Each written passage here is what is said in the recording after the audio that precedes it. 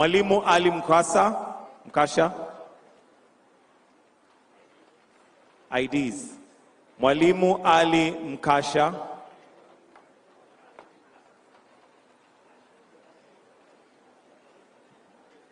Abdallah Auli Ali.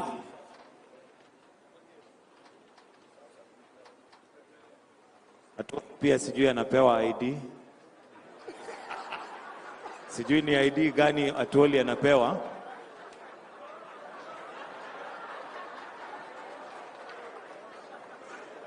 Abdallah Auli Ali, then Juma Shara Hamadi. Juma Shara Hamadi.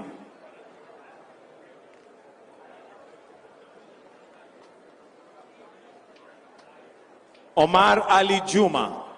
Omar Ali Juma.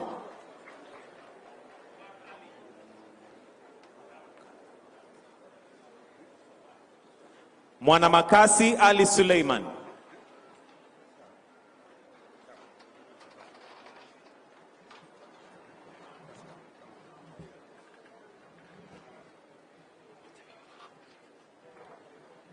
Hamisi Said Nwandukulu. Hamisi Said Nwandukulu.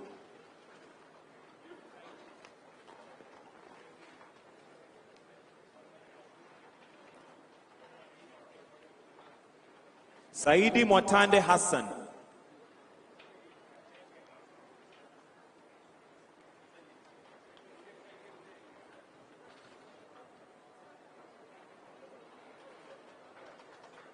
Masika Faki Sharif. Masika Faki Sharif.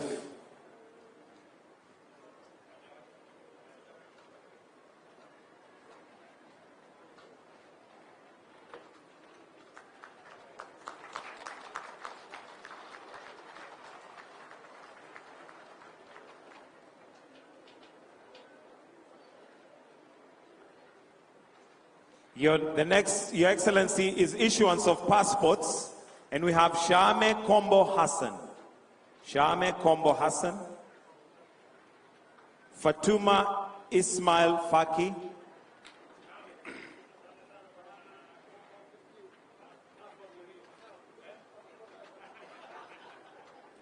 Fatuma Ismail Faki.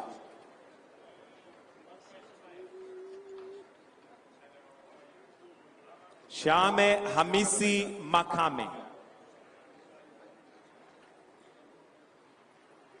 Shame Hamisi Makame.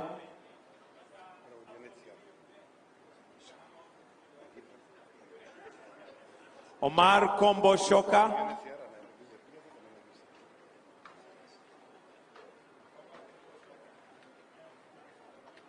And last, Asha Salim Ngazi. Asha Salim Ghazi.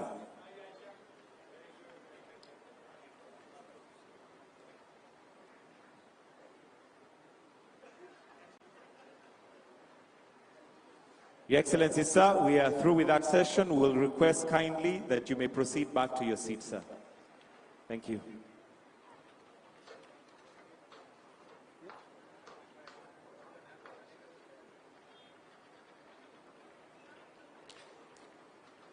Thank you very much, Excellency. Your Excellency, in this journey of recognition of the Pemba, we have had several partners. Allow me, sir, in 1 minute, to give Madam Caroline, the country rep of UNHCR, who has been a partner to us, to make some brief remarks. Welcome, Caroline. Just 1 minute.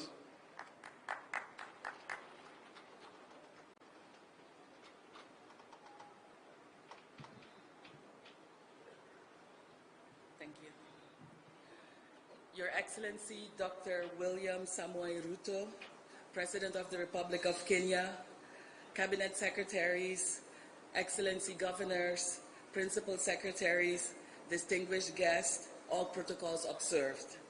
Your Excellency, I'm delighted to be here to witness and participate in this very important event to celebrate progress by the government of Kenya to end statelessness in this country.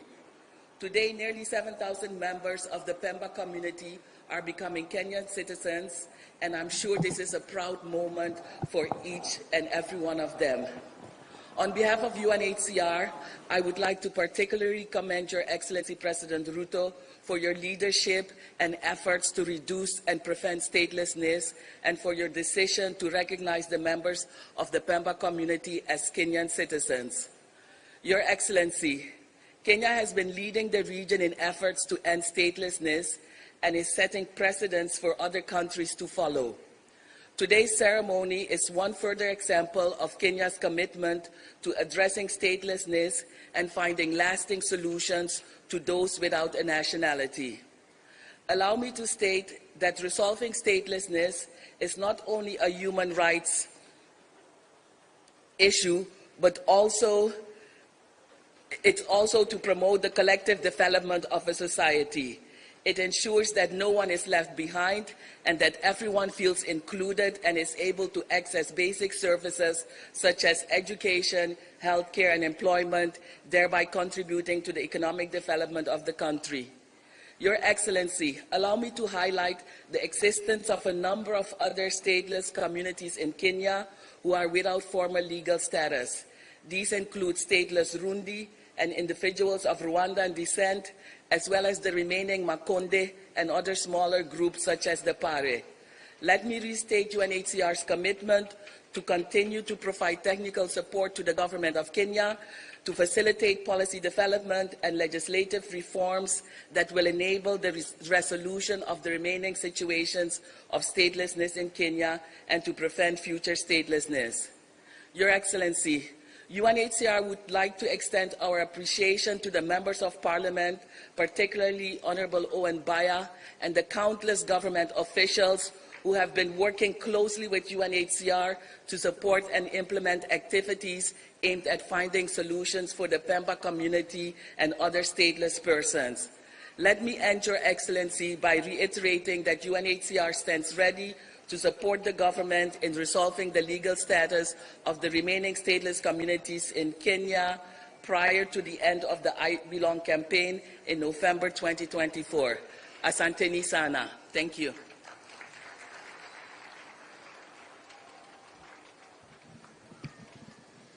Your Excellency, sir, allow me now in 1 minute to introduce my colleagues, PSS, who came here. Let us stand up and wave the crowd. The PSS who have managed to join us. We have PS Dr. Raymond Omolo, PS for Internal Security and National Administration, has been very instrumental in this program. We have PS for Basic Education, PS Dr. Kipsang Belio. You can wave the crowd, Belio Kipsang. We have PS for Lands and Physical Planning, General Nixon Korir. Asante sana, General Nixon Korir. Allow me, Your Excellency, at this point to invite my Cabinet Secretary, Professor Kithure Kindiki, to take the rest of the program. Karibu Waziri.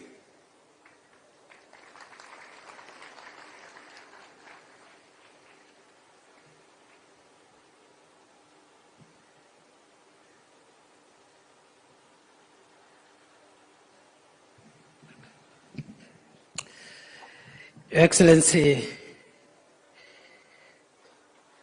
Honorable William Ruto, President and Commander-in-Chief of the Kenya Defence Forces, distinguished leaders, all protocols observed, na wananchi watukufu, hamjambo.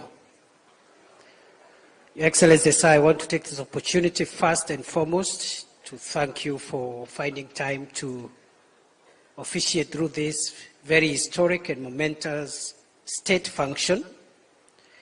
And Your Excellency, because it's a state function, we are going to be very brief so that we conclude it. I want to first and foremost recognize members of your cabinet who are present with us today, and the other leaders will be recognized appropriately by their representative. I think the local MP is here, who will recognize the parliamentarians. We have with us the Cabinet Secretary for the Environment and Forestry, the Honorable Soipan Tuya, Huyo ni waziri wa mazingira na misitu, na vile vile masuala ya mabadiliko ya anga ama mabadiliko ya tabia nchi, climate change. The next one, Your Excellency, ni waziri wa elimu, the Honorable Machogu, Ezekiel Machogu. Watatu ni waziri wa madini na uchumi samawati, the Honorable Salim Mvurya, Minister for Mining and the Blue Economy. Vile vile tuko na waziri ambaye ni mtoto wa hapa, shangazi wa taifa, Aisha Jumwa, ambaye ni waziri wa wafanyikazi wa umma, mambo ya jinsia na vile vile affirmative action. Hiyo Kiswahili imepotea kidogo. Wa mwisho ni waziri wa ardhi na nyumba ambaye ni Zack Njero, CS for Lands, Housing and Urban Development. Mheshimiwa Rais, nauliza tatusamee, kuna nafasi kidogo ilibaki ya title deeds. Nilikuwa naomba tuifanye kwa dakika 2. Nataka nimuite waziri wa ardhi akuje akupatie haki miliki shamba kama 2-3 ili upatiane tufunge hiyo chapter, alafu utatusalamia pamoja na viongozi wale wako hapa kwa dakika 1. CS.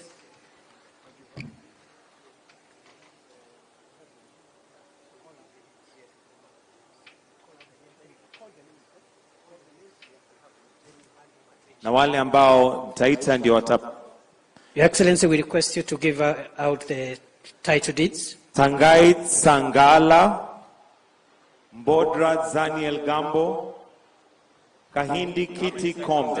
Tangait 1692. Okay, yes, today. Gideon, watu yako ndio hao. Tunaweza tukaketi. You can sit down. Tangait Sangala, Mbodza Daniel Gambo, Kahindi Kiti Kombe, Samuel Ngombo Kiti. Tangai.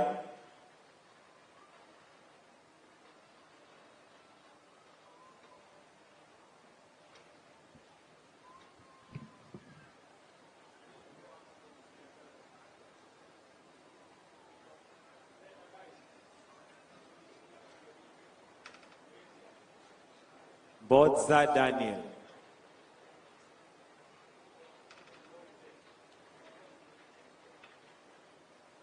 Then Kahindi Kiti.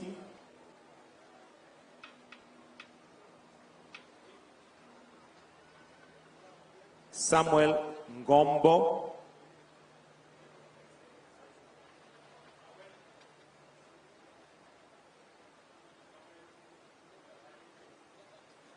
Karisa Kalume, Tubwe Ali,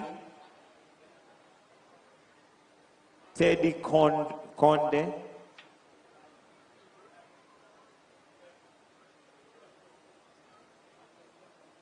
Jacob Charo,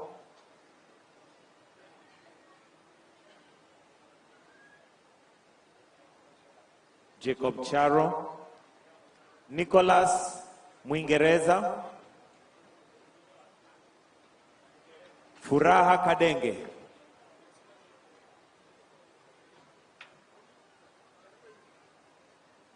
Ambrose Matana, Damanya Para, Alfani Masoro,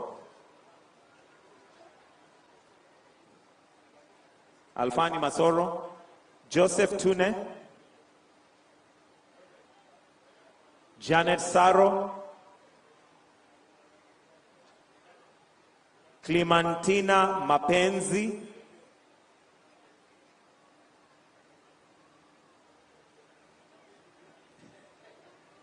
Randu Shuari, Anason Mwanjanji.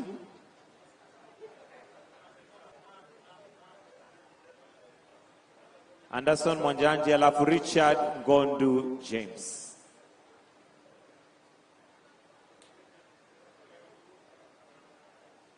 Richard Ngondu James.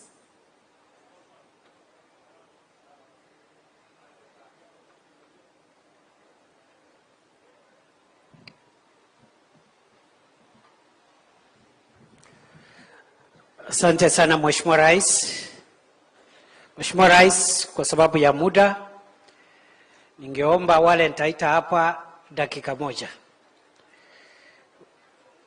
Na kabla ya kuitana, kwa sababu najua wewe na naniangalia, usijali na kuona.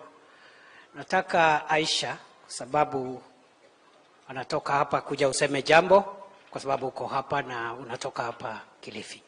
Come and say one word. Pigieni Waziri Aisha Juma makofi. Asante sana Waziri wa Usalama katika taifa letu la Kenya. Rais wa Jamhuri yetu ya Kenya, Mheshimiwa Daktari William Samoei Ruto, mawaziri, all protocol observed, wananchi wa Kilifi na wa Kenya wapya, hamjambo. Hamjambo tena. Mimi sitakuwa na mengi ya kusema. Wakati sisi mnaotuona hapa tukiitwa mawaziri, akiwa rais wetu yuko hapa, maneno yetu sisi hupimwa, kupangwa. Kwa hivyo nataka tu nikushukuru Rais, tangu ulipoanza ziara yako ya hapa Pwani, tumekuwa mashahidi ya kwamba yale ambayo umeahidi hapa Pwani na Kenya tayari umeanza kuyatekeleza, na sisi tunaokuwa pamoja nawe tunazidi kukuunga mkono. Na mimi nataka nishukuru sana wenzangu mawaziri tukiongozwa na Rais, ya kwamba tutazidi kukushikilia ili zile ahadi zako ambazo uliahidi ukaweze kuzitimiza na kwa wakati mzuri.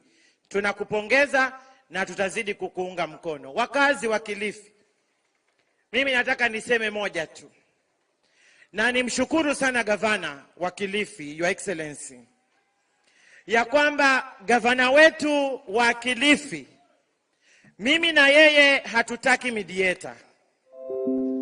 Tulishindana, tukamaliza, na alipochukua ushindi kutawazwa, mimi mwenyewe nilimtafuta.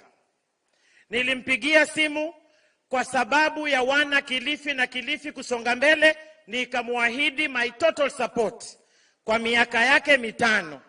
Kipindi kitakachokuja, kama ingekuwa ni mimi, ningesema wewe Mheshimiwa Ruto muendelee. Lakini kwa sababu mtatiwa kwenye mizani, mtajipanga na hawa. Mimi kitu ambacho nataka niwaambie watu wangu wa Kilifi ni kwamba tuko na Kilifi moja, hatuna Kilifi mbili. Tuko na Kenya moja, hatuna na Kenya mbili. Yale yote ambayo yanafanyika, na Mheshimiwa Gavana nimesema na kupongeza leo hadharani kwamba ulikataa maandamano kufanyika Kilifi.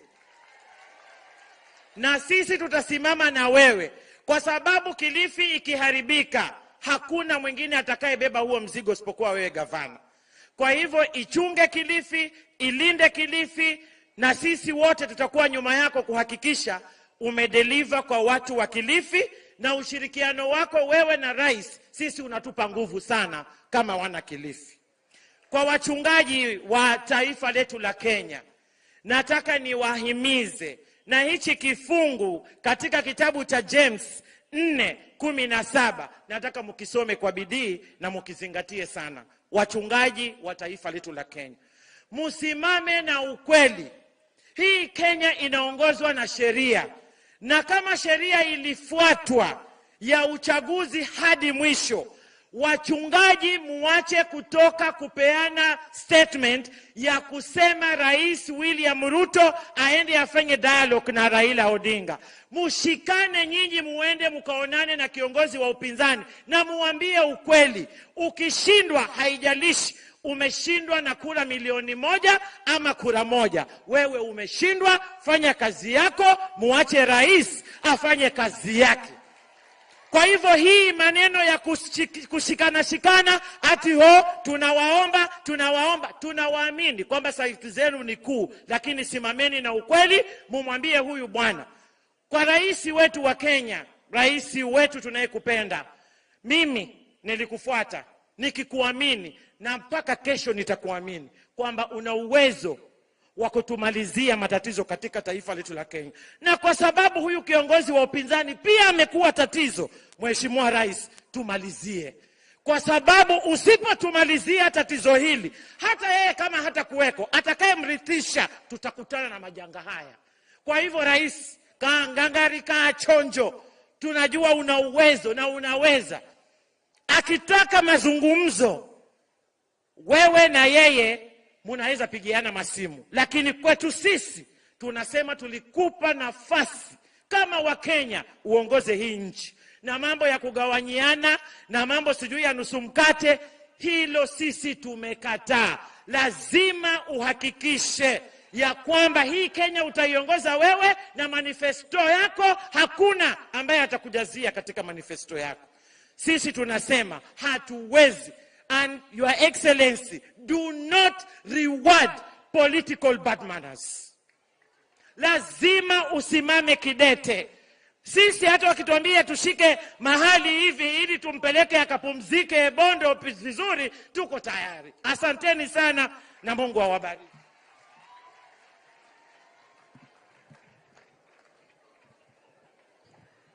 Sasa my sister Aisha lakini ni sawa. Mheshimiwa Rais, wakati nilitambua mawaziri, nilisahau kutambua naibu wa waziri wa mambo ya ardhi, hata kama mambo iko mahakamani, Mheshimiwa Kimani Ngojiri, CAS wa mambo ya lands. Mheshimiwa Rais, watakaofuata tawauliza kwa heshima. This is a state function. Let's stick on the agenda. Tutakuwa na safari nyingi za kuongea siasa, and I'm looking at one direction. Sababu all my suspects are seated in one corner. Sasa nataka niulize Owen Baya atusalamie na atambulishe wajumbe walioko, akimaliza aite leader of majority atusalamie, alafu nichukue microphone baadaye. Haraka haraka. Asante sana Waziri Kithure Kindiki. Wananchi wa Kilifi hamjambo? Wa Pemba hamjambo? Asanteni sana. Mimi nitafanya mambo mawili tu rahisi. Mwanzo nitambue wabunge wenzangu ambao wako hapa. Wajua boss wangu yuko hapo Kimani Chungwa, lakini amesema nimfanyie hiyo kazi. Nimtambue Honorable Raso, chairman wetu wa National Administration. Hebu pungia mkono hawa. Honorable Sara Korere ametoka mbali sana, uko Laikipia, tusalimie Sara. Caroline Gelechei, tusalimie. Mheshimiwa Chiforomodo, mbunge wa Lungalunga. Wa Lungalunga wapo? Wapo wa Lungalunga, karibu. Mheshimiwa Tungule, anaitwa Kenneth Charo Kazungu Tungule, ni kijana wa hapa Kilifi wa huko Ganzi. Alafu Faisal Badar, mheshimiwa wa Msambweni. Wa Msambweni wako? Asante sana mheshimiwa Muthama wa kutoka Lamu. Asante sana mheshimiwa Lamu. Alafu kuna jamaa hapa ni minority, anaitwa Marwa Kitayama. Huyo ni assistant chairman wa minorities hapa Kenya. Karibu sana Marwa. Na mheshimiwa Kenga Mupe, mbunge wa Rabai. Asante sana. Alafu tuko na senators. Senator Danson Mungatana, huyu Mulamamba, sasa mnamjua senator. Alafu tuko na Senator Kamau Gituku, huyo ni wa Lamu, huyo ni wa Tana River, huyo ni wa Lamu, na nominated Senator Miraj, Mama Miraj yuko hapo. Karibu sana Mama Miraj. Haya, sasa nataka nimuite women rep wa hapa Kilifi, asalimie tu. Akuje Mama Gertrude Mbeyu.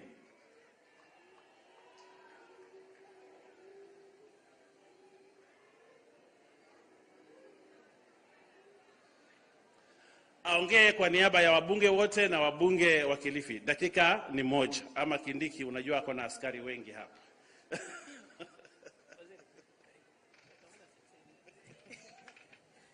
Asante Mheshimiwa Owen, Rais Mheshimiwa Ruto, magavana wote, mawaziri, all protocol observed, wa Kilifi, wa Pwani. Naitwa Mama Mbeyu. Niko hapa Mheshimiwa Rais, unajua mimi ni wa upinzani rasmi.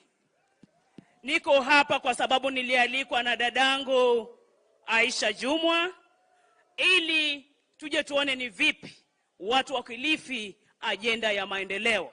Sikuja hapa yale ya upinzani wajua na yafanya ndani ya bunge, ndani ya Kilifi. Lakini kwa sababu kuna ndugu zetu wameishi, tulikuwa tunanong'ezana pale na senator. Umri ule umewapa birth certificate yenyewe. Wamefikisha over 60, over 70. Ni furaha kubwa katika hii jamii hii ya Wapemba. Sisi wa Kilifi tukikaa, ukisikia Mpemba wajua ni boti imefika kule chini feri watuletea samaki. Kumbe wameishi muda wote bila ID. Nashukuru wale wamepata paka passport. Hili nitakupongeza Mheshimiwa Rais. Wale wamepata title deeds, wamepata hati miliki, kuwafanya Wakenya halisi wamiliki ardhi ndani ya Kilifi, tunakupongeza. Mheshimiwa Rais, niko hapa nikirepresent wale wengine. Mimi ni Mama County, Mama Lao hapa Kilifi, Mama G hapa Kilifi.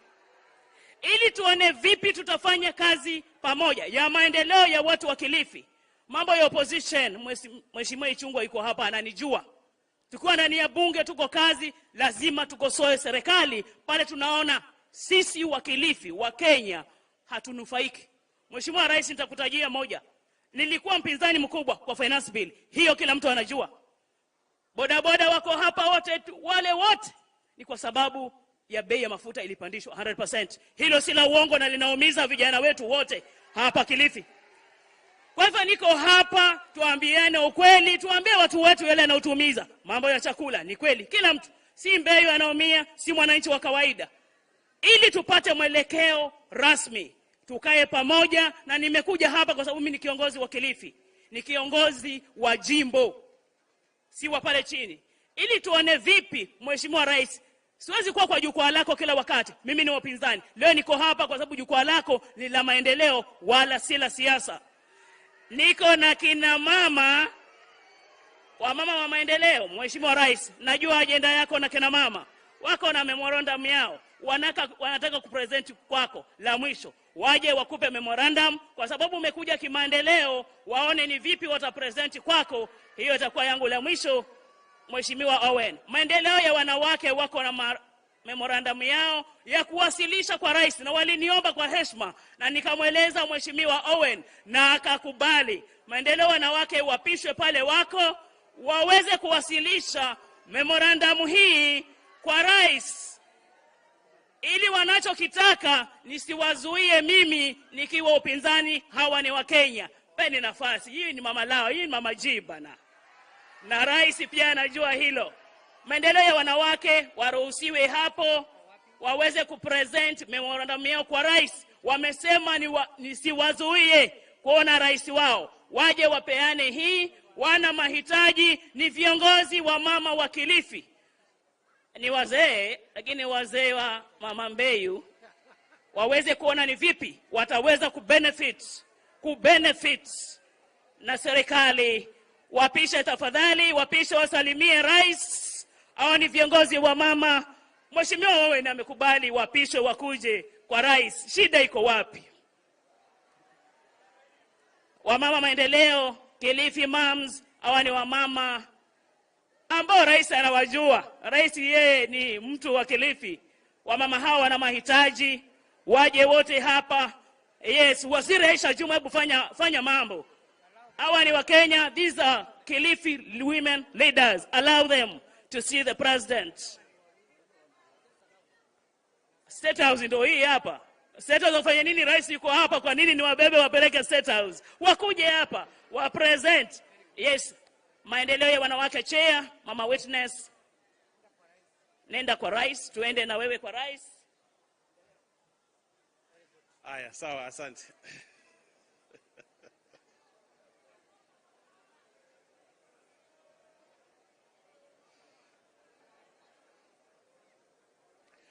Aya, asante sana Mama Mbeyu.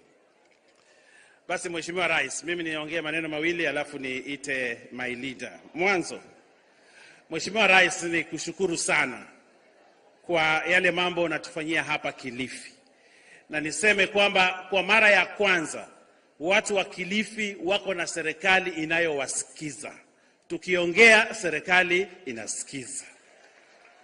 Kwa mara ya kwanza rais anakuja, si sababu anapita ama anafanya nini, anakuja kufanyia watu wa Kilifi kazi. Kwa hiyo mimi nasema asante kwa kututunukia katika roho yako kwamba tunaweza ongea na wewe na utufanyie yale unatufanyia. Situmpongeze rais. La pili, Mheshimiwa Rais, ni kushukuru kwamba ulikuja hapa ukapiga siasa yako, tukafanya vile tumefanya, lakini mimi leo ni deputy leader of majority pale bunge. Hakuna Mgiriama ameoccupy hiyo position ya kwanza, mimi nimekuwa. Mheshimiwa Rais, ukatupatia waziri, the first female waziri hapa Pwani, huyu mama Aisha. Tunasema asante. Tena haukuacha hapo, Mheshimiwa Rais, ukatupatia huyu Amason Jeffa Kingi akawa speaker. Haukuachia hapo, ukatupatia in your state house kuna mtu anaitwa advisor, political advisor, anaitwa Karisa Nzai. Huyo hapo nyuma, ukatupatia huyo. Na sisi tulifanya ile maneno tulifanya, lakini wewe hukutuacha, ukatupenda zaidi vile sisi tulikupenda. Si ni kweli hiyo? Nasema asante. Tena niseme wewe unashirikiana vizuri na governor wangu huyu. Hata kama yeye ni wa chama kingine, lakini I want to commend you for embracing our governor, na ile governor anasema unatufanyia. Leo 190 million umetuletea kule Kichwa cha Kati. Na mimi nataka kusema rais, asante sana kwa ile kazi unatufanyia. Na mimi nimwambie governor Mngaro pia asante kwa kukubali kushirikiana na mimi. Unajua mimi na wewe tulizozana hapo, lakini we have embraced each other, tunafanya kazi vizuri sana. My brother, I want to say thank you very much. Niseme hivi kuhusu hii maneno ya Wapemba. Mheshimiwa Rais, this is very emotional for me. When I started this journey, sikujua itafikia hapa. Nilianza hiyo petition, ulisoma pale petition. Hiyo petition mimi ndiye nilipeleka ndani ya bunge. Na haikuwa kazi rahisi. It's a very emotional moment for me that leo hawa Wapemba wanapatiwa uraia hapa Kilifi kwa wakati wetu, na wewe umefanya hivyo. Lakini Mheshimiwa Rais, uniruhusu ni shukuru huyu, nimsimamishe huyu PS Bitok. Hapa ulicheza ndipo. Huyu PS alifanya kazi mimi sijaona. Ningekuwa naweza mpromote kwa kiti kingine pale juu ningepromote, lakini unajua siwezi. Amefanya kazi nzuri sana. Hawa Wapemba, huyu PS amewashughulikia vile ulimwambie ashughulikie. Kwa hiyo nataka kuambia Mheshimiwa Rais asante sana, na Bitok Professor, from the bottom of my heart and on behalf of the Pemba community, I say a special thank you very much for the good job you did. Nimshukuru huyu waziri. Unajua huyu Kindiki tulikuwa na yeye bunge, tukawa tunataniana, lakini siku hizi yeye ni waziri. Lakini alipotoa amri kwamba Wapemba wakuwe registered, akamwambia huyu Bitoko afanye hiyo kazi, mambo ilifanyika. I want also to say thank you waziri kwa ile kazi njema umefanya. Wapemba mpo? Situwapigie makofi hawa. Lakini nikushukuru zaidi rais, manake nilipokuuliza hawa Wapemba tuwapatie uraia, wewe hukusita. And I want to say this: end statelessness in Kenya. Be the president that will end the first country in Africa to end statelessness, I would like it to be Kenya during your presidency. So end statelessness hapa Kenya. Na wako wale huyu UNHCR ametaja, mimi nitakuja tena nikwambie tusaidie hawa tumalize statelessness hapa Kenya. Mheshimiwa Rais, nikushukuru tena kwa sababu ya mambo ya ardhi. Hapa Pwani tulipokuwa tunafanya campaign kulikuwa na shida nyingi sana ya mambo ya ardhi. Na kila serikali iliyokuja iliongea kuhusu mambo ya ardhi. Hata wale wengine ambao wanajitia ni vigogo wa hapa Pwani wanatumia swala la ardhi kuhudwinki hawa watu wetu. Lakini nataka nikushukuru kwamba leo tumetoa hizi title, but there are 17,000 more titles ambazo ziko tayari na zitaletwa hapa Kilifi. 17,000 more. Na ziko tayari zitaletwa hapa Kilifi. Na nataka niseme Zach, thank you very much, and Korir, thank you very much for the good job we are doing together. Na Mheshimiwa Rais, asante. Nimalizie niseme hivi. Hawa wananchi wa Kilifi wengi hawa wanategemea utalii. Hiyo ndio tegemeo lao. Na kitu ambacho tunashaka nacho ni kuhusu ile airport ya Malindi. Mheshimiwa Rais, mimi nakuomba hii mwaka hii uambie yule Waziri Murkomen atuwekee pesa tulipe wale watu ambao walifurushwa pale airport, ile airport ikuwa expanded, ndege ifly direct from Italy iland pale, ili utalii uongezeke. Sisi hatuna majani chai, hatuna kahawa, lakini tuko na bahari. Na hiyo bahari jambo moja ni utalii, and we can use it. And I want to ask you from the bottom of my heart, Mheshimiwa Rais, tusaidie ile airport ya Malindi ikuwe expanded, iwe na passport control, ifanye kila kitu, ndege zitoke Ulaya ziland hapa ili vijana wetu hawa wapate kazi. Na pia nikuulize kwa heshima, you waive the visa for Italians, ili watalii wale wanakuja hapa, wale wa kutoka Italy, Mheshimiwa Rais, waje hapa direct bila kuulizwa maneno ya visa. Mheshimiwa Rais, kabla sijaongea hii, I want you to declare Kilifi a special economic zone for tourism. Special economic tourism, so that we can allow tourism to thrive. Nikimaliza, unajua mimi wakati wa kampeni tuliongea kuhusu mtambo ya korosho. Ama tulisema nini? Si tuliongea kuhusu mtambo ya korosho. Na mimi nilipeleka petition nyingine pale bunge, na bunge ikakubali kwamba huu mtambo wa korosho urudishwe kwa wananchi wa Kilifi. Pesa kidogo tu, pesa kidogo, wewe unaweza amua in this supplementary tutafanya, uweke pesa, tununue ile mtambo wa korosho, hawa watu wa Kilifi wajivunie tena ule mtambo. We can set all factories that we can pale kwa mtambo wa korosho. Mheshimiwa Rais, nimalizie niseme hivi. Nikushukuru sana kwa maneno mengi, na niseme hata sisi wabunge tukiwa ndani ya bunge, hata tukikuja kwako tukiomba maneno, hata pia ile finance bill, hiyo ndio inaleta pesa kwa nini? Kwa serikali. Wale wanapinga finance bill alafu waje kwa rais waombe maneno, mimi nataka niwaambie tuungane, tu support finance bill ili tuhakikishe kwamba rais ako na pesa yale nimeuliza aweze kutufanyia, kwa sababu tumempatia pesa. Ama wananchi mnasemaje?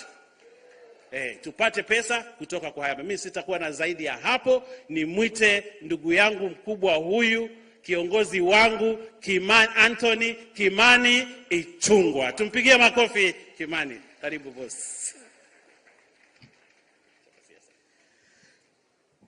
Asante Mheshimiwa Owen, Mheshimiwa Rais, mawaziri na viongozi wengine na wanakilifi, hamjambo. Wanapemba mpo? Sasa nyinyi sio tu wanapemba, nyinyi ni wa Kenya halisi. Na mimi Mheshimiwa Rais, ile kijitabu umenipa, nimekuahidi vile umeniagiza, kazi yangu itakuwa ni ya kuwatetea Wakenya wote wakiwemo Wapemba. Lakini nimeongea na mzee mmoja hapo, nikamwambia ili niweze kuwatetea vizuri, na nyinyi mkipata vitambulisho mujiandikishe kama wapiga kura, au sio? Na Mheshimiwa Rais, naona hawa Wapemba wakijiandikisha, hizo kura 7,000 ziko kwa sanduku lako, kama hatujaanza kuhesabu zingine. Kweli si kweli? Kweli si kweli? Najua sio wakati wa campaign Rais, lakini wewe na uwe mbaya, ile kazi mmefanyia hawa wangwana wa Pemba, inastahili hizo kura 7,000 na zingine watakazozalisha kufika 2027 zitaingia mahali zinafaa. Na pia kwa gavana huyu wetu wa mahasla, gavana wetu wa Kilifi. Mheshimiwa Rais, nashukuru kuandamana nawe kwa hafla hii ya kuwapea Wapemba haki ya kuwa Wakenya. Na ni shughuli ya pili kwa muda wa miaka kama 3 iliyoongozwa na Wizara ya Interior. Kunao jamii ya Washona ambao wakati tulimaliza hafla yao ndio tuliongea na Owen Baya, akaniambia ya kuwa kuna Wapemba pia, na nikamwelekeza ile barabara atafuata. Na ndio leo hii nafurahi wakati alinialika niwe hapa, nikamwambia nitakuja nishuhudie. Ili nisiwe na mengi ya kusema Rais, meona dada yangu Beatrice, Mama Mbeyu, mama wa county, ametuambia vizuri. Yeye Gertrude Mbeyu, yeye ni kiongozi wa mpinzani na tunamheshimu kama mama county wa Kilifi. Na amesema amekaribia jukwaa lako la maendeleo. Asante Mama Mbeyu, sababu umejua ni jukwaa la nini? Ati jukwaa la nini? Jukwaa la maendeleo, sio la maandamano. Na ni vizuri mheshimiwa, ukisha kubaliana na sisi hili ni jukwaa la maendeleo. Na umesema kazi yako kama mbunge wa upinzani ni kukosoa serikali, na hiyo ni ukweli kabisa. Na umesema kama Finance Act, Finance Bill ulipinga sababu haikuwa nagusia mambo ya wananchi. Shida ni moja tu Mama Mbeyu, hukusoma ile Finance Bill, tuseme ukweli. Hukusoma, sababu kama ungesoma ungejua bei ya gas, cooking gas kuanzia jana ilianza kushuka na itashuka zaidi, sababu Mheshimiwa Rais, mahakama ya rufaa imetupilia mbali ile order ilikuwa imesimamisha Finance Act. Kwa hivyo bei za bidhaa zikiwemo bei za vitu ambazo wamama wetu wanatumia, hawa mama wa maendeleo ambao wameleta memorandum yao kwa rais, ikiwemo mambo ya medical care, bei zitaanza kushuka sasa. Nimesikia umesema vizuri, wana bodaboda wameumia sababu ya bei ya mafuta, na mafuta imepanda dunia nzima. Ndio kwa Finance Act ambayo haukusoma wewe, na ni kweli hakusoma. Kama angesoma angejua kwa Finance Act juzi rais ambaye ameketi hapa alikuwa akizundua mpango wa pikipiki za kutumia stima, nguvu za umeme, sio mafuta ambayo iko bei ghali. Kama ungesoma hiyo Finance Bill ungejua hayo na ungeipigia kura ili wana bodaboda wapate pikipiki ambayo hataweka mafuta, wataweka tu charge, wanaendesha, wanapata pesa mfukoni ile rais aliwaagiza. Lakini sababu mkutano haukuwa wako, nimeona wengine rais huko Nairobi walikuwa kwa maombi, na nashukuru wametoka kwa maandamano wakaenda kwa maombi. Hilo ni jambo muhimu sana. Na nimeona wamechanga pesa. Aliyekuwa rais ametoa 1,000,000. Mzee rafiki yetu wanaita baba ametoa 1,000,000. Wabunge sijui 1,150,000, wabunge kama 100 na kitu, 1,100,000 tu na nusu. Ile ningetoa peke yangu rais. Kalonzo Musyoka ametoa 1,500.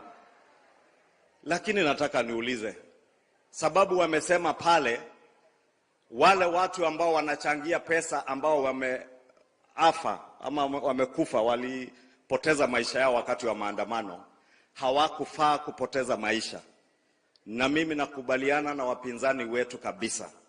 Wale watu wanaowachangia pesa leo hawakuwa na budi kupoteza maisha yao sababu ya maandamano. Na kwenda kuwachangia pesa leo ni kama kucheza densi kwa kaburi zao, sababu mwenye kusababisha maafa yale ni wewe ambaye ulitoa pesa zako ukamobilize watu waende wakafanye riots. Because let us be honest, Your Excellency, what they are doing today is tantamount to dancing on the graves of those who lost their lives in the riots, the anarchy and the violence that we witnessed in the last few months in Nairobi and parts of this country. Because had you not sponsored those riots, had you not mobilized innocent young men and women to go and riot, to go loot, to go destroy property, maybe they would not have lost their lives. And I want to agree with them that those people who lost their lives need not have lost their lives. And we must engage. And Your Excellency, Waziri Aisha amekuambia uko na namba ya simu ya aliyekuwa waziri mkuu. Mimi sitaki umpigie simu. Na nilikuuliza tukiwa pale kichwa cha kati, usimpigie simu. Niliona amekuandikia kwa tweet uko na namba yake ya simu na unajua kwake. Hata sitaki uende kwake, na ukienda ukipewa kitu usikule. Mimi nataka tu umuite pale Nairobi na uite mtu ya kamera, hawa watu ya media, na uweke viti mbili muongee. Lakini muongee mchana hadharani, Wakenya wote wakisikiza na wakiona mnaongea mambo gani, ili tuhakikishe yale mambo analeta kwako sio mambo ya ugawi wa mamlaka, sio mambo ya kugawa viti, sio mambo yake ya binafsi, ni mambo inayogusia Wakenya wa kawaida. Hayo ni mazungumzo ambayo tunayakaribisha. And I want to ask you, Your Excellency, invite the former Prime Minister, invite our former President for a round table discussion which must be live on TV. Na nilisikia Waziri Mvurya akisema kwa live debate, ile presidential debate alikutoroka. Na muuliza kwa heshima former Prime Minister asitoroke hii. Akuje mbele yako aambie Wakenya kama ni gharama ya maisha tunaongea, ni gharama ya maisha ya Wakenya wa kawaida. Wanataka wawe ndio mashahidi ya yale mambo anakuambia juu ya gharama ya maisha, ili na wewe umuonyeshe manifesto yako. Najua hajasoma kama Mama Beyu hapa. Ni kweli hawajasoma. Kama wangesoma wangejua leo hii baada ya mvua kunyesha, bei ya viazi, bei ya mboga, hata bei ya unga. Mheshimiwa Rais, unajua nimeoa kutoka Nyeri. Mama amenituma kununua unga juzi. Pakiti ya jogoo na pembe ambayo ilikuwa 234 nilinunua 198 shillings hapo supermarket Kikuyu. Na najua itaendelea kushuka bei. So mkizungumza, mkiwa live kwa TV, tuone mnaongea bei ya unga, bei ya chakula na mambo ya maendeleo ya hawa wananchi. Kwa hayo mengi, Mheshimiwa Rais, naomba nikomeshe hapo, lakini niulize kwa heshima watu wa Kilifi, tuweke amani ambayo gavana wetu na viongozi wengine hapa Kilifi wametuonyesha. Nyinyi ni watu wa maandamano ama maendeleo? Maendeleo. Na tuwakaribishe wote, na nitatuma Mama Mbeyu kwa huyo mzee na aliyekuwa rais wetu, muweze kuwaleta kwa jukwaa la maendeleo, watoke kwa jukwaa la maandamano. Asante na Mungu awabariki.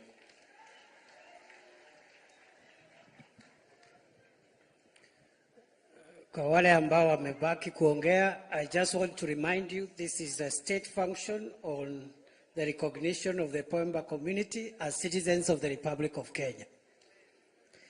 Na waliobaki hawana maneno mengi, ni watu kama mimi, kwa sababu niko na rafiki hapa speaker na governor, alafu tuite rais. Dakika moja moja tafadhali. The rest of the speakers are straightforward people. Governor Mungaro, tukaribishe hapa dakika moja ndugu yangu. Karibu sana. Wapi makofi ya governor?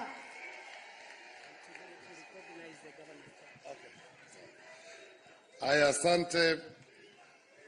Rais wa Jamhuri ya Kenya Daktari William Samoei Ruto, ambaye ni rais wa Kenya na amiri jeshi mkuu wa majeshi yetu ya ulinzi, wenzangu viongozi wa kutoka hapa Kilifi na Pwani, Mheshimiwa Aisha Juma Waziri, Mheshimiwa Mvurya, Senate Speaker Kingi, itifaki zote zikizingatiwa, Mheshimiwa Rais,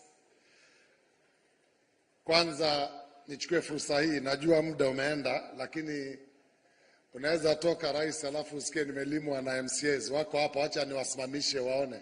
MCAs wa bunge la County Assembly ya Kilifi pale walipo, simameni, rais awaone. Mheshimiwa, unaona sisi hatuna upinzani, sisi tunafanya kazi pamoja. Hao ni MCAs wa Kilifi County, na wale wa serikali wako wapi? Viongozi wa county, mawaziri, chief officers pia wako hapa. Wengine, Mheshimiwa Rais, tulikuwa na msiba, wameenda mazishi huko Nandi. Msichana ambaye alikuwa muhimu sana kwa blue economy. Mheshimiwa Rais, nikisimama hapa pia nichukue fursa hii nikukaribishe Kilifi. Leo tumekuwa na siku mzuri kule kichwa cha kati, area za Ngomeni. Nimwambia Ichungwa acha na Mbeyu. Unajua hata Mbeyu hii akaunti pia hajui vitu tunanunua na pesa ya akaunti, anafikiri ni World Bank. Wewe mwachana yeye, acha story yako mingi. Achana na Mbeyu. Wewe acha ile ya finance, hata hapa haoni. Anyway, wacha niwaambie hivi watu wa Kilifi County. Mheshimiwa Rais, kama tulivyoongea leo pale Magarini, kwamba sisi kama county tuko na agenda na tumeshikana na hii assembly yetu. Tuko na watu wa kila chama kwa hii assembly, Your Excellency, tuko na wa ODM, tuko na wa UDA, tuko na wa PA. Sote tunafanya kazi pamoja kwa sababu tunataka kubadilisha Kilifi. Na Mheshimiwa Rais, hata watu wakisema, najua hakuna haja tutangaze sisi ni wapinzani. Nani hajui ilichaguliwa na ODM? Lakini maneno iliisha. Hii watu wa Kilifi, Rais, ni wa Kenya. Hawa ni watu wako hawa. Hawa umekuja hapa, wewe umetoka UDA, wewe ndio rais wa Kenya na hawa ni raia wako hawa. Hata mimi ni raia wako. Kwa hivyo hii mambo mengine ya side show achana nayo. Sisi tutafanya kazi na wewe, tuhakikishe watu wa Kilifi wamepata maendeleo.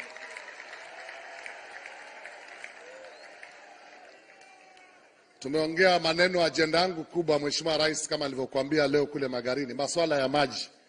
Kilifi hii imekuwa na tabu ya maji miaka enda miaka rudi. Mwenzangu alijaribu wakati wake na mimi nimesukuma.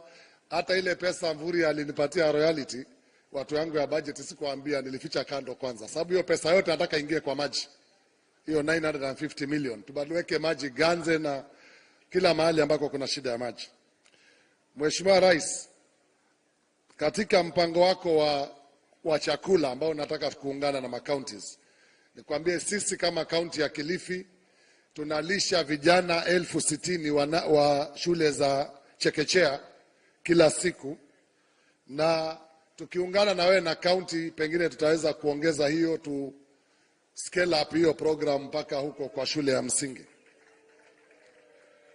Mwaka huu Mheshimiwa Rais, kwa mara ya kwanza Kilifi tumejaribu sana. Mvua haikuwa mbaya sana, tulipeana mbegu ya kama milioni 60 hivi 70. Watu wamepata chakula vizuri, japokuwa bado na sehemu ambazo hazikupata mvua.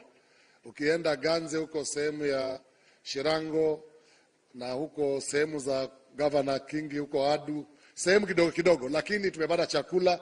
Tukisaidiana Mheshimiwa Rais, mwaka ujao tutataka kuletewa mambo ya relief. Mvua ikiwa mzuri, na hasa katika zile damu nataka kujenga Mheshimiwa Rais. Nataka utujengee Rare damu. Hiyo tu. Mimi nitakuomba hiyo mradi hiyo kwa sasa, ingine tutaongea siku nyingine. Tukipata Rare dam tutapanda chakula hapa Ganze na tutakuwa na chakula ya kutosha kwa watu wa Kilifi. Masuala ya masoko yale umeongea leo, pia tumekuwa na kikao na PS wako Hinga na yao masoko mapya ya Watamu, Mtwapa, Malindi na zile maeneo bunge mengine. Mheshimiwa Rais, pia tumepitisha kufanya manuspaa ya Watamu, Mtwapa, Mazeras, Mariakani. Hiyo itatusaidia kuleta maendeleo karibu na wananchi wetu. Na hiyo masoko yataweza kuboresha zaidi sehemu hizo. Lengine la haraka, Mheshimiwa Rais, ili nimalize, najua uko na wakati mrefu, lakini tumeongea, ni kuambia tu wananchi kwamba ile mradi wa KEMSED ambao tumekuwa tukiendesha na Waziri Mvurya, ambao leo tumefungua ile soko la kule Ngomeni kichwa wakati, ni kwamba hivi karibuni pia tutafungua Ngomeni, tutafungua hapa Kilifi Ferry, tutafungua ingine pale Mtwapa na pale Uyombo. Hii itasaidia wavuvi wetu. Na Mheshimiwa Rais, hawa watu wote unaona, hawa raia walikuwa hawakwambii tu, lakini kabla hata Mheshimiwa awe nalete petition, hawa samaki wote unaona watu wanakula, hawa Pemba ndio wanavuta kwa wingi kushinda watu wote. Kwa hivyo hawa ndugu zetu sasa ambao wataka kuwaita Wapemba tena, kuanzia hasa hao ni wa Kenya, wameshirikiana na sisi, tumejuana, wengine wananijua hata nikiwa mtoto mdogo na walikuwa bado hawezi pata huduma. Nataka kuhakikishia kwamba nikiwa gavana wa Kilifi, Mungu akipenda, zile kamati tutaunda hivi karibuni, pia Wapemba watakuwa hapo ndani, Wakenya wale wapya wa asili ya Kipemba. Mheshimiwa Rais, hapa hospitali tuko na sehemu ya cancer center. Nyumba ziko, matatizo ni vifaa. Kama nilivyokuelezea, ukiongea kidogo tu na UNESCO, wako tayari watatusaidia tuunde hiyo cancer center hapa Kilifi Hospital. Tumetoa pia eka 3,000 ya kujenga viwanda pale Kayafungo, ili tuweze kuhakikisha watu wetu wanapata kazi na vijana wanapata kazi pale. Ili Mheshimiwa Rais, ndio nimalize ile ya mwisho niko nayo, ndio nisimsahau mwenzangu akaona nimemwacha mataani, dadangu gavana wa Kwale. Haitakuwa heshima kama sitampatia nafasi asalimie watu wa Kilifi na hawa jamii ambayo leo Wakenya wapya tuna wote, mimi na yeye tuna share. Mheshimiwa Gavana, tafadhali.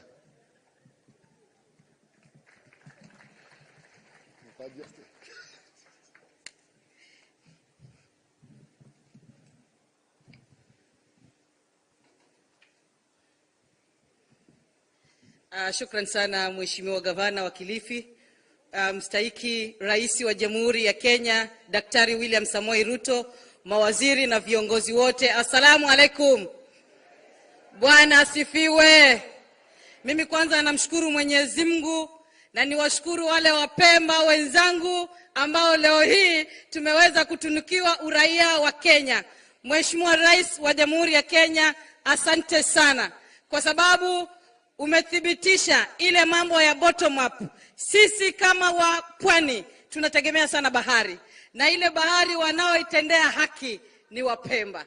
Leo hii Wapemba wataingia katika bahari bila ya uoga wa kushikwa kwa sababu hawana vitambulisho. Mheshimiwa Rais, nashukuru kwa hilo. Na mimi kama gavana wa jimbo la Kwale, nataka nikuhakikishie Mheshimiwa Rais, yale ambayo mzee Shame kwa niaba ya wananchi wa Pemba wameomba, nataka nikuhakikishie nikiwa gavana wa jimbo la Kwale nitaweza kuwahudumia kama Wakenya. Kama ni mambo ya basari, ni mambo ya matingatinga, ni mambo ya mbegu, ni mambo ya huduma ya hospitali, jamani nyinyi sasa ni Wakenya, mtapata huduma na Mheshimiwa Rais amewaacha huru. Pengine tu nipeana usia kwa sababu mimi ni kiongozi wa kaunti. Kwa wale ndugu zetu ambao tunaenda maandamano, Mheshimiwa Owen amelia hapa akasema anataka tourism itangazwe kama ndio kitega uchumi kikubwa cha pwani. Kama tutaenda kuandamana na masufuria kichwani, tusahau mambo ya tourism. Kwa sababu mtalii yote akiona watu wanaandamana, hakuna venye atakuja pwani. Jamani, wale viongozi ambao wanaandamana, mulichaguliwa kusaidia wananchi, hamkuchaguliwa kuharibu uchumi wa wananchi. Tukaribie tufanye kazi na Mheshimiwa Rais wa Jamhuri ya Kenya. Asanteni sana. Asante Mheshimiwa Rais, nilikuwa nataka kidogo kupitiliwa. Unajua gavana angesema amekuja kwangu nikamwacha kando. Mwisho pengine mimi Mheshimiwa Rais tu niseme vile wenzangu wamesema, yale tumeongea yote leo kwamba tutashirikiana, kwa sababu hawa wananchi sisi leo tuko hapa, lakini hesabu yao itafika 2027. 2027 wanataka kujua sisi, wewe ukiwa rais, mimi nikiwa governor, tumewafanyia nini, na hiyo ndio hesabu kubwa ambayo tutaulizwa.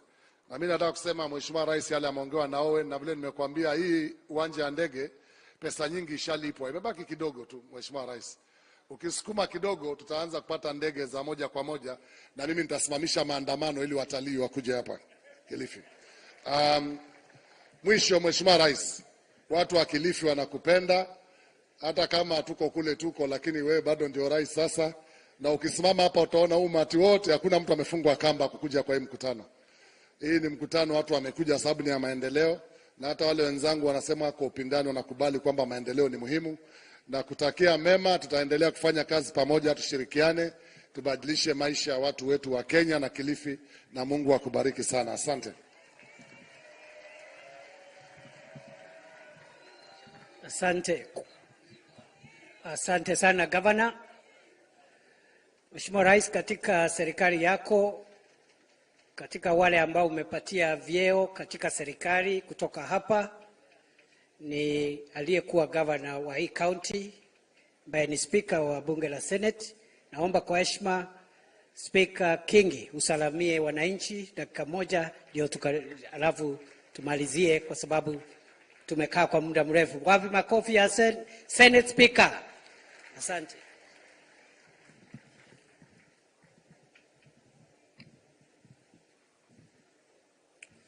Mheshimiwa Rais wa Jamhuri ya Kenya, Daktari William Samoei Ruto, viongozi wenzangu, wananchi wa Kilifi, hamjambo? Mambo? Rais, kama unavyojua, mimi niko upande ule mwingine wa serikali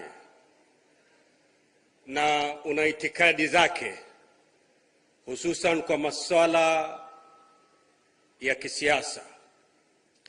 Lakini nataka kusema hivi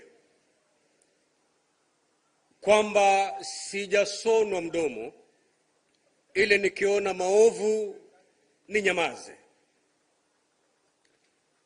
Rais, mambo ambayo yameendelea miezi michache iliyopita katika Jamhuri ya Kenya ni mambo ya kufedhehesha na ni mambo ya aibu kwa Jamhuri yetu ya Kenya. Wengi wanasimama na wanukuu vipengele fulani katika katiba yetu, na katiba ile ile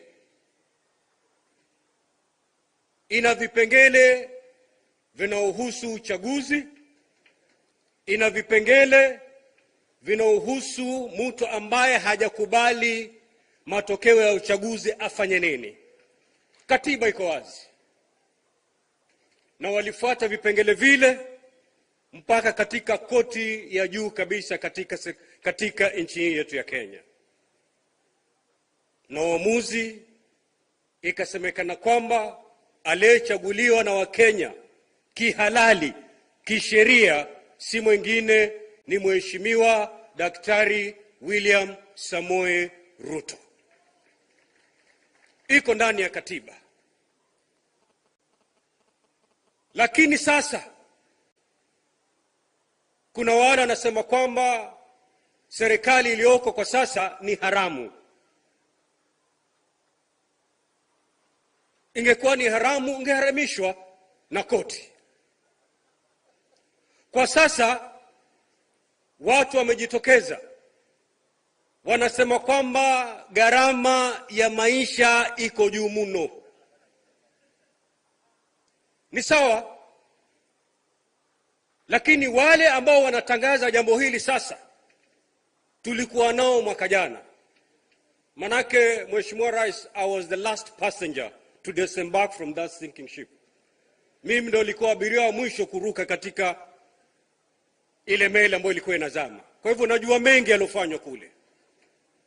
Wale ambao wanasema gharama maisha imepanda walikuweko wakati ule. Yale mawazo mazuri ambao wanasema wanataka kukaa kwa meza ili wampatie Mheshimiwa Ruto ili atekeleze, where were they then, ambapo bei ya unga wakati huo ilikuwa tayari iko juu? Where were they?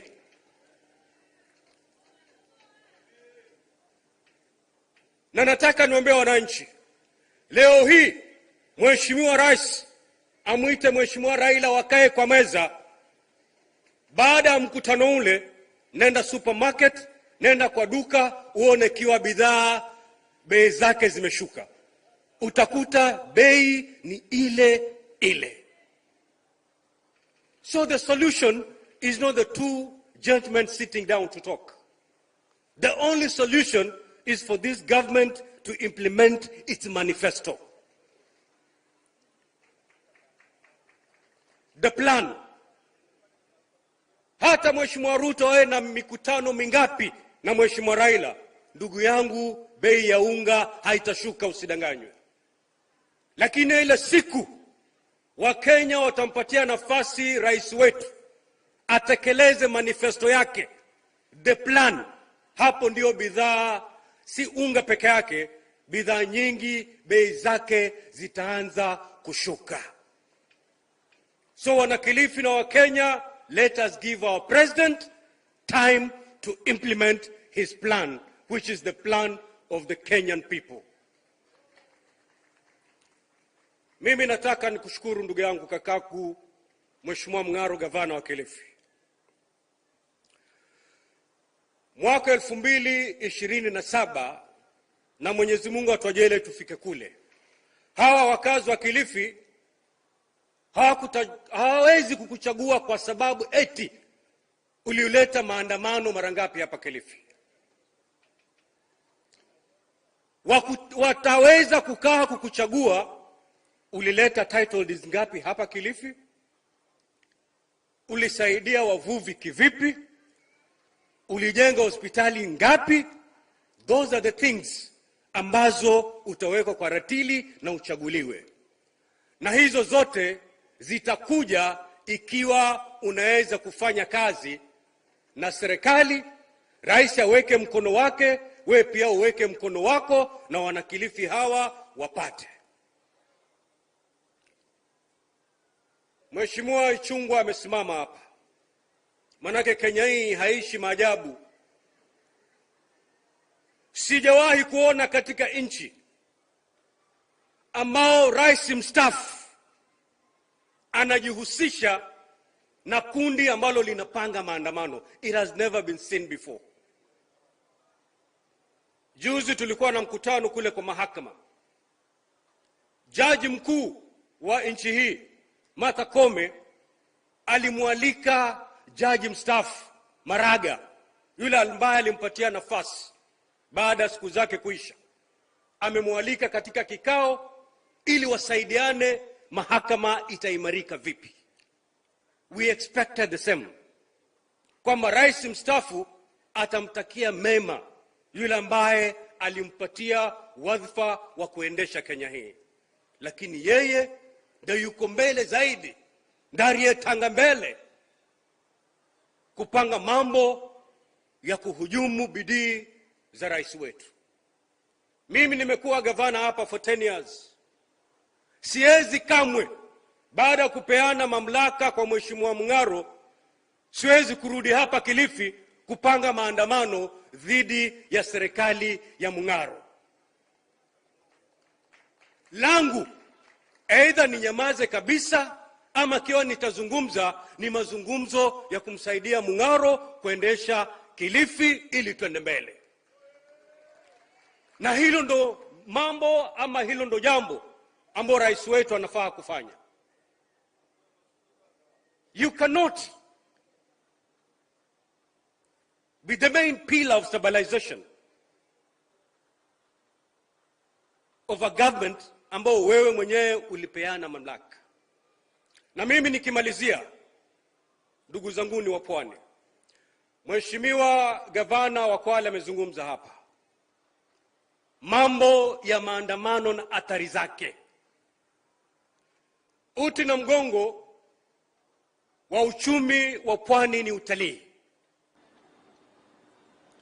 Wiki iliyopita nilikuwa na mkutano na wenye mahoteli kutoka sehemu ya Malindi na Watamu. Walikuwa wamekuja kwa shughuli zao kule Nairobi, tukapatana. na wanalia kwa sababu ya cancellations of their bookings.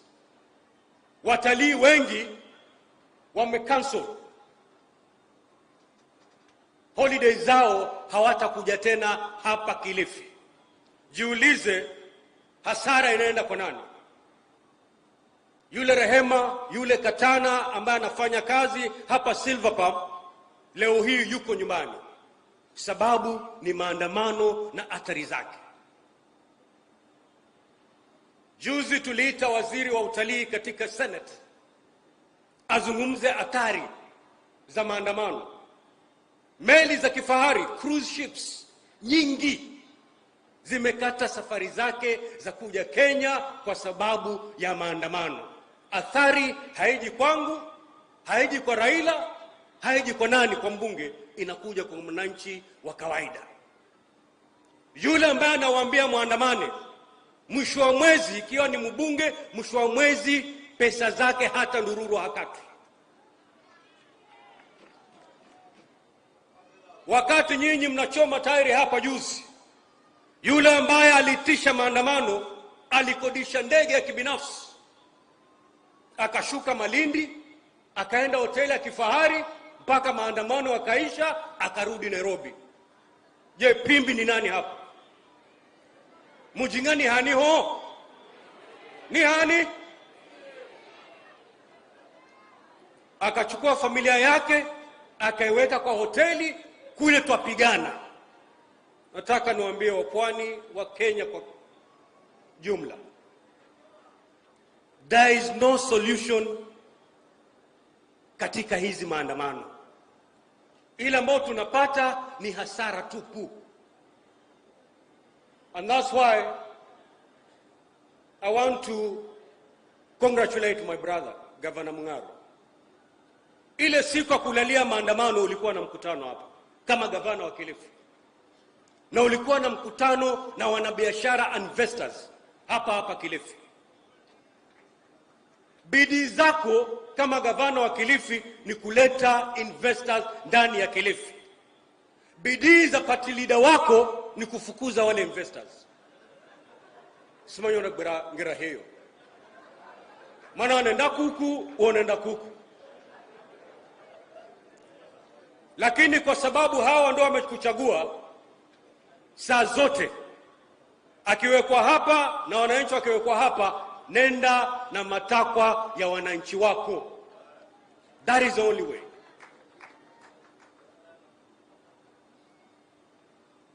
Sitaki kuzungumza mengi, manake rais yuko ametuletea mengi ya kimaendeleo. Matatizo ya Kilifi mimi siyajui tena, anayajua ni Mung'aro, yeye ndiye gavana wangu. Kwa hivyo sitataja ya Kilifi, yametajwa ya kutosha. Nataka niregeshe usukani wa ratiba hii kwa ndugu yangu waziri, ili amwalike rais wetu, tumalize na twende kwa masuala mengine ya kimaendeleo. Asanteni sana.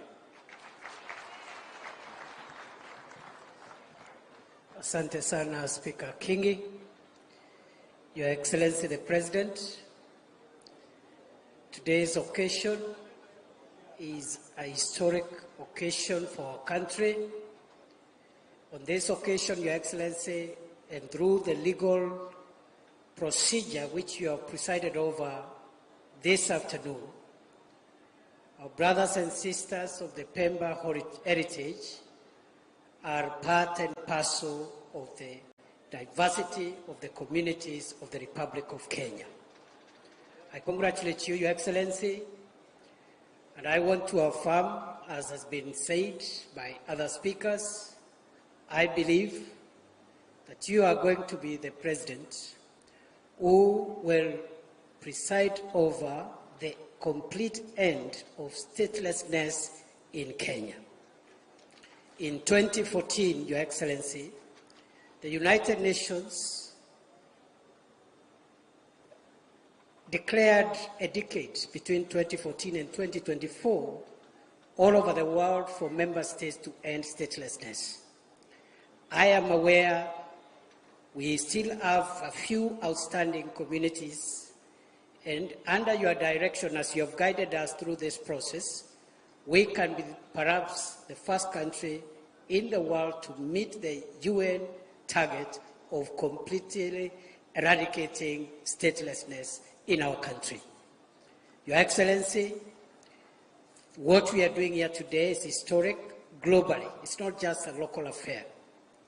The United Nations Convention relating to statelessness of 1954 and the 1961 Convention on the Reduction of Statelessness, together with relevant international human rights documents, principally the International Convention on Civil and Political Rights of 1966, our Constitution itself, all those legal documents are a testament of the gravity of the event we have here today. Your Excellency, there is nothing more inhumane. There is no greater indignity on earth than a man or a woman or a child who is not recognized under the laws of any country as a citizen. It's as if they do not exist at all. And therefore today, Your Excellency, this is a momentous occasion, and thank you for your leadership. The second and the last thing I want to do, Your Excellency, is to commend the political leaders here, the Member of Parliament Owen Baya, and the entire team of political leaders in Kilifi for pursuing vehemently the cause of our brothers and sisters of Pemba heritage. They have done a great job. They brought a petition in the National Assembly 3 years ago, and that process is culminating today. I want to say this as your Minister for Security, Your Excellency. Our brothers and sisters of the Pemba heritage had a grievance because they are part of this country, but they had not been recognized as citizens, and therefore they could not do very many things legally because they are not recognized as citizens. But those grievances, Your Excellency, they decided to petition public authorities for the eradication of those grievances.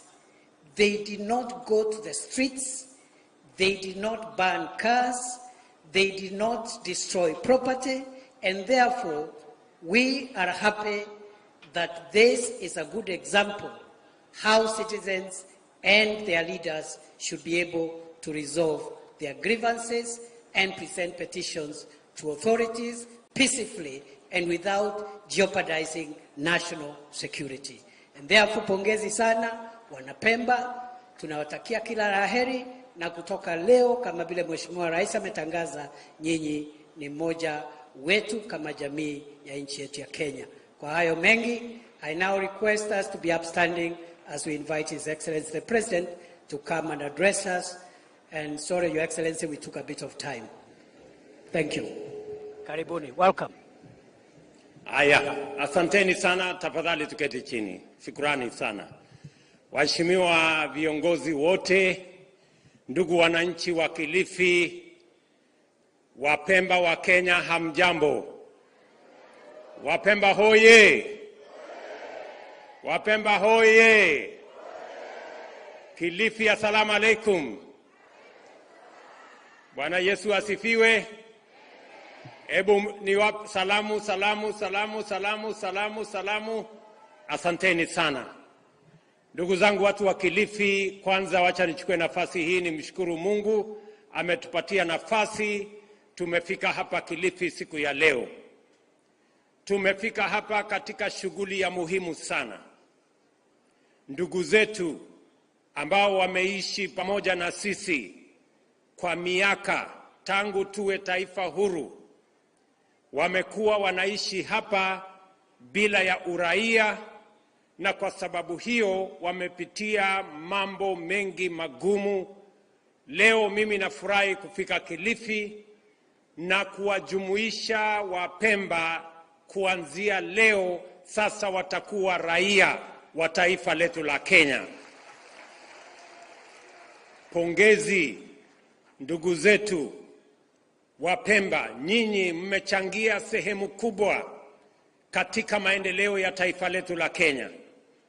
Nyinyi ni wavuvi hodari. Mumetusaidia kulisha taifa letu la Kenya. Mumetusaidia biashara ya uvuvi, samaki na chakula. Mimi nataka niwashukuru sana kwamba mbali na kukosa uraia, muliendelea kuchangia katika maendeleo ya taifa letu la Kenya. Ndio sababu leo tumekuja katika kongamano hili tukubaliane sote, na mbele yenu nimetia sahihi mkataba ambao utawafanya muwe raia wa taifa letu la Kenya. Nasema pongezi. Ndugu watu wa Kilifi, vile vile nimefika hapa na shukrani nyingi. Tulikuja hapa tukaomba kura zenu. Nyinyi mkawa waungwana, mkatupatia kura zenu, mkatuongezea maombi. Nilikuja hapa mara nyingi. Mungu naye akatubarikia tukapata ushindi. Watu wa Kilifi, mimi nataka niwaambie asante sana kwa kura zenu. Narudia watu wa Kilifi kusema asante sana kwa kura zenu. Na niwahakikishie ya kwamba wakati tunapanga maendeleo ya Kenya, tutahakikisha maendeleo ya Kilifi County, maendeleo ya Pwani itakuwa katikati ya hizo maendeleo ya taifa letu la Kenya. Mimi nataka niwahakikishie vile vile kwamba hawa viongozi, MCAs wetu, wabunge, magavana, wote mimi niko tayari kufanya kazi na wao ili tuweze kupeleka taifa letu la Kenya mbele. Kwa sababu mambo ya viongozi tulimalizana wakati wa uchaguzi. Ile kazi imebakia ni wale walienda kutupigia kura. Kazi yao ndio imesalia, na ni jukumu letu sasa kama viongozi tuungane, tufanye kazi kwa ushirikiano, tuweze kutimiza malengo yetu juu ya hawa wananchi, malengo ya maendeleo, miradi na mipango yote ya maendeleo, ili tuweze kubadilisha maisha ya wananchi wetu wa Kenya. Watu wa Kilifi, mbali na kuja katika sherehe hii ya muhimu, pia nimefika hapa kwa sababu ya mambo ya maendeleo ya sehemu hii. Mimi nataka nimshukuru gavana wenu kwa sababu tumekubaliana ya kwamba mambo ya uchaguzi tumemaliza, na sote tumechaguliwa tuungane katika kufanyia kazi wananchi wa Kenya. Leo mimi nimefika hapa kwa shughuli ya wavuvi, na mimi nashukuru wa Pemba kwa sababu ni wavuvi shujaa. Nilikuwa Mombasa mwezi wa pili na tuliwapatia pesa kiasi ya milioni 300. Nimekuja Pwani hii wiki hii nikiwa na hundi ya shilingi milioni 552 ya wavuvi wa hapa Pwani. Leo asubuhi nimetoa hundi pale ya wavuvi wa hapa Kilifi ya shilingi milioni 190.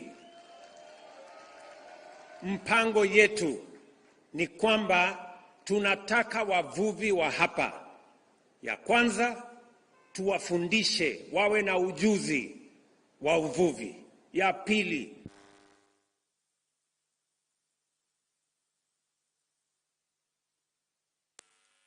asante sana, tuwafundishe wale ambao ni coxswain, wale wanaendesha boats zetu. Nimeambia Wizara ya Uchumi Samawati ya kwamba hawa coxswains wote tutawatrain, tukilipia gharama ya training kama serikali ya Kenya. Tuko na coxswains 2,000 katika ufuo huu wa bahari kutoka Lamu mpaka Vanga, na wote tutawapatia training.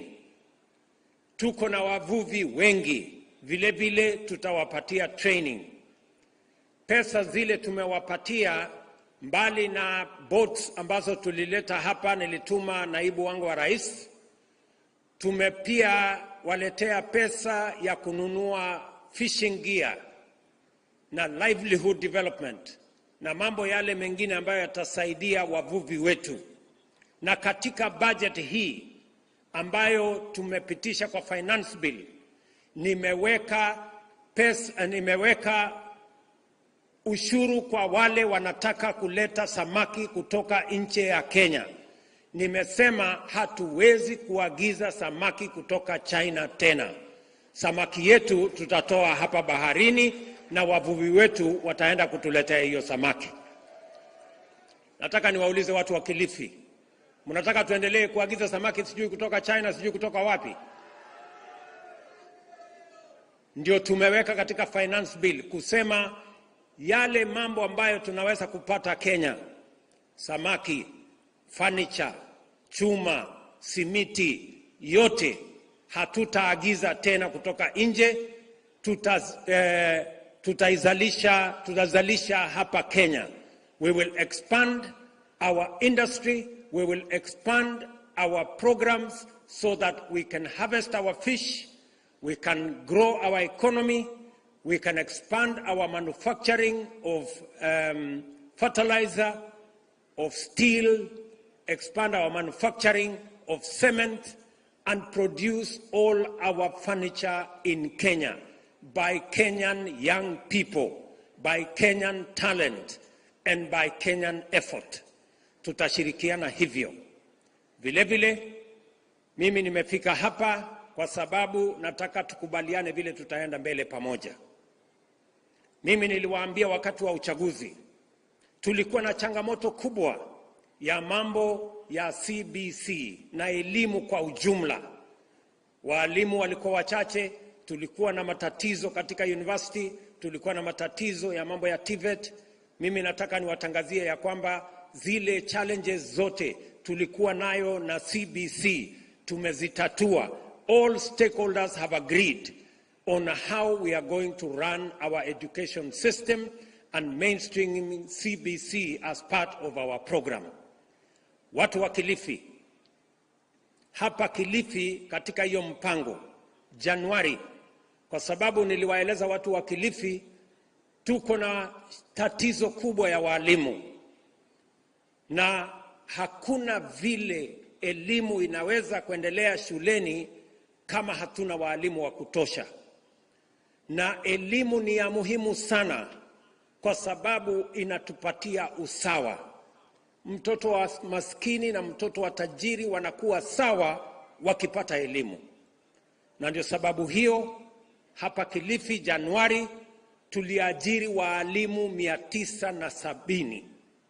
Januari hii, mwezi huu ambao tunakamilisha, tunaajiri walimu wengine 1,500 Kilifi County. Watusaidie kusomesha watoto wetu. Kenya tumeajiri walimu 55,000 in the last 8 months because education is the greatest equalizer and we want to make sure that every child in Kenya has an opportunity to learn by having our teachers in school. Jameni, mnakubaliana tuende barabara hiyo? Vile vile mambo ya TVET tumeweka pesa zaidi. Tumeongeza pesa zaidi katika university. In fact, mwaka huu budget ya mambo ya masomo ya watoto wetu tumeongeza, imefika bilioni 630. 29.5% of our budget will go towards the education of the young people of the Republic of Kenya. And because education is paramount, tunashirikiana hivyo. Vile vile, mimi najua mkiwa watu wa Kilifi, tulikubaliana ya kwamba tunataka tulisema kazi ni kazi. Kweli si kweli? Tulisema kazi ni kazi. Hata ile ya mamboga ni kazi. Katika budget hii tumeweka milioni 800 za Kilifi County ya kutengeneza soko 8 Kilifi County. Hapa Kilifi Town tutapanua soko, tumeweka shilingi milioni 1 ya soko yenu hapa. Milioni 100 ingine tumeweka pale Malindi. We want to expand the market so that our women, so that traders can trade from a place of decency, from a place with dignity. Waweze kufanya biashara yao mahali kuna stima, mahali kuna maji, mahali kuna heshima ya kufanya ile biashara. Tumeweka soko Rabai, soko ya Mtwapa, tumeweka pesa ya kuipanua. Tumeweka soko Magarini, mahali tutaipanua hiyo soko. Tunataka kuhakikisha kwamba Kilifi kuna mahali wafanyabiashara wetu wanaweza kufanya biashara zao kwa njia ya sawa sawa. Tumekubaliana pia na gavana wenu, tunaweka County Aggregation and Industrial Park. Katika budget hiyo finance bill, nasikia kuna watu wanapinga. Tumeweka milioni 250 ya Kilifi County kujenga County Aggregation and Industrial Park ya kusaidia wakulima wetu waweze kukusanya mazao yao, tufanye value addition, tuongeze processing, tuongeze manufacturing, ndio dhamana ipatikane na tuweze kukuza uchumi wa sehemu hii, tuweze kupiga hatua ya kwenda mbele. Watu wa Kilifi, Kenya haiwezi kubadilishwa kwa maneno matupu. Kenya itabadilishwa kwa miradi na mipango ya maendeleo, yale ambayo tutayatekeleza kubadilisha taifa letu la Kenya. Hapa Kilifi, mimi nilisimama hapa nikawaambia mambo ya absentee landlords tutaanza kuitatua na kununua zile ardhi ili wenyeji ambao wanaishi kama maskwota tuwapatie iwe ni makwao. Leo tumefika hapa, tuko na title deeds 1700. By December tutakuwa na title deeds zingine 17,000. Na katika budget hii finance bill ambayo iko hapo, tumeweka shilingi bilioni 2 kwa SFT. Bilioni 1 ni ya watu wa pwani, tuanze safari ya kununua mashamba ya absentee landlords. Pwani hii watu walikuwa wanalalamika sana kwamba wapwani wanaishi kama maskwota katika nchi yao baada ya miaka 60 ya uhuru. Mimi nashangaa ati kuna wapwani wanapinga finance bill ili hali wanawaambia wananchi tunataka kuondoa uskwota. Uskwota mtauondoa vipi kama hatuna pesa ya kulipa hawa watu ambao ni absentee landlords? Tafadhali nawauliza viongozi, tuwe ni watu wa kusema ukweli, tuwache unafiki katika siasa. Tuseme yale ambayo tunasema, yale ambayo tunapanga, tukubaliane tunapanga kwa minajili ya wananchi wa taifa letu la Kenya. Vile vile, kwa mara ya kwanza tumekuwa na matatizo kwa mambo yale ya royalty. For the last 5 years, there has not been any royalty paid to any county. Tumeongea na ndugu yangu Mvuria, katika budget hii tumeweka milioni 950 ya Kilifi County ambayo itakuja hapa kama royalty kusaidia watu wa Kilifi County. Nyinyi mnanielewa watu wa Kilifi? Tuko pamoja?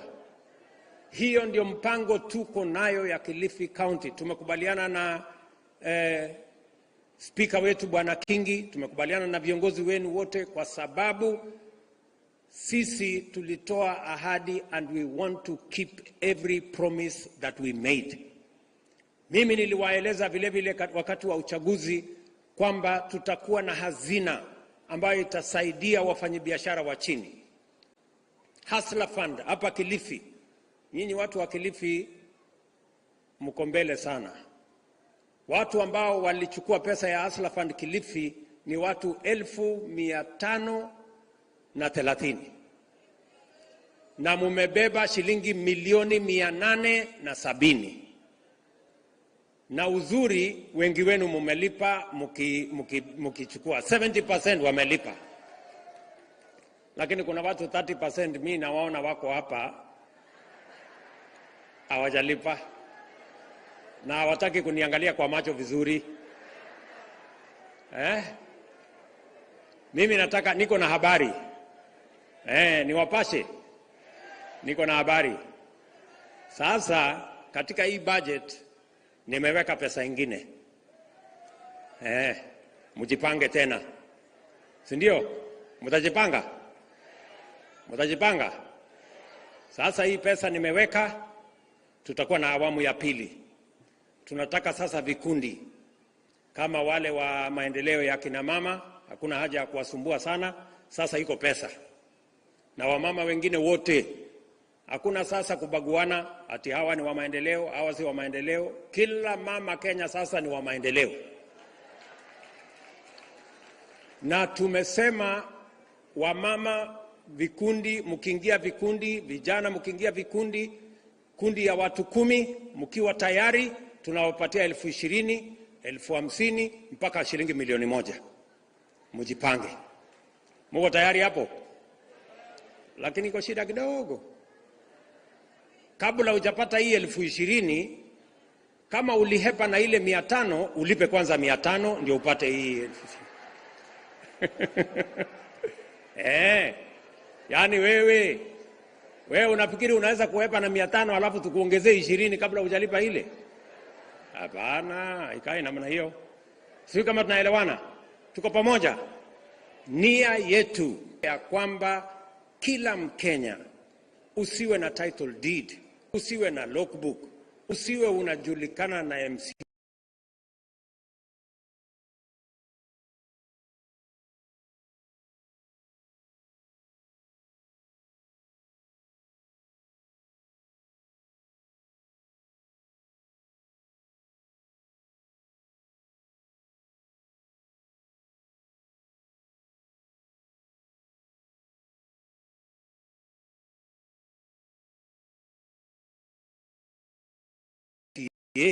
usiwe julikana na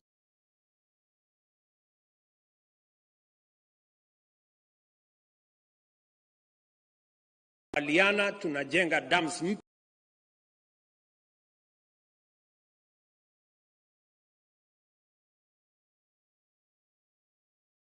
na mimi najua watu wa Kilifi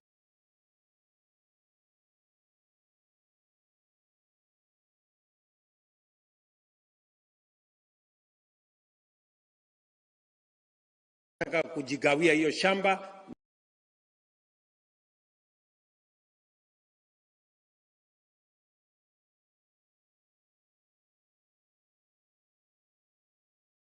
Kutoka sijui wapi.